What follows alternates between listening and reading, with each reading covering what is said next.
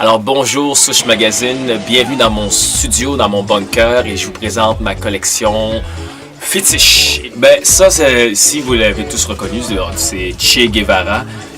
Quand j'étais jeune, mon père, j'avais peut-être 4-5 ans, puis je voyais ces images-là, puis pour lui, ça a toujours été une figure importante, figure de liberté, mais ça, c'est seulement plus tard que je l'ai compris, mais juste cette image, il y avait quelque chose qui ressortait vraiment juste dans cette pose-là, et c'est vraiment beaucoup plus tard que j'ai vu justement, que j'ai compris aussi tout ce qu'il avait accompli, que c'était vraiment un homme qui poursuivait la liberté, qui voulait aussi donc aider les pays qui étaient en quelque sorte victimes un peu de tout ce qui était l'empire anglo-américain, et puis il voulait un peu poursuivre ce qui avait commencé avec Cuba et Castro.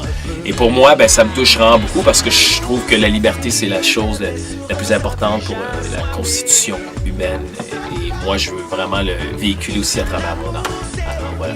Mon deuxième, ici, je vais le montrer à la caméra.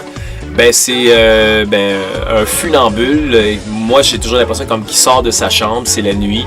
Il est dans le rêve, mais le rêve qui devient aussi réalité. Puis que pour moi ici, le fil, il est mince. Le fil, c'est la vie. Il s'en va vers sa destinée. C'est lui qui décide. Il est maître en quelque sorte, encore une fois, de sa vie. J'ai une chanson sur mon album qui s'appelle « Dans la lune ».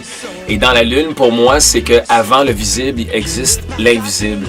Et que chaque chose qu'on a créée, toutes les choses qui nous entourent, peu importe les inventions, il a fallu passer dans l'abstrait, donc dans l'invisible, pour être capable de l'amener vers le visible et en faire profiter à tout le monde. Et je trouve ça vraiment important. Et cette image-là, ça m'envoie toutes sortes d'images, de vibrations.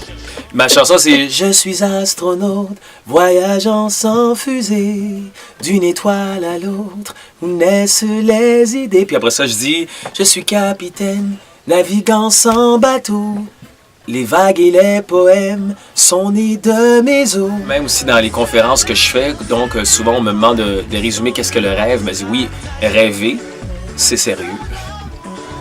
Parce qu'à cause qu'avec le temps, dans le fond, je peux même vous présenter le prochain parce que c'est fou, parce que tout est interconnecté, interrelié avec ce que je vous ai montré. C'est donc Le Petit Prince de Saint-Exupéry.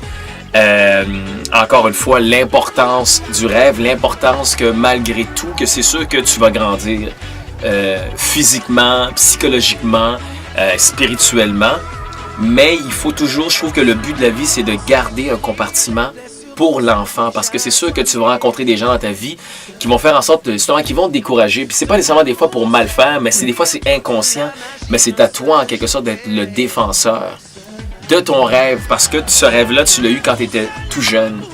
Puis avec le temps, tu peux le perdre si tu le protèges pas. C'est pour ça que j'ai pas besoin, moi, d'essayer de tuer la compétition parce qu'il y en a pas, parce qu'il y a de la place pour tout le monde. On est bien plus fort dans le contraste. Tu sais, en quelque sorte, c'est comme dire, le petit doigt, il serait moins important. Pourquoi il serait moins important?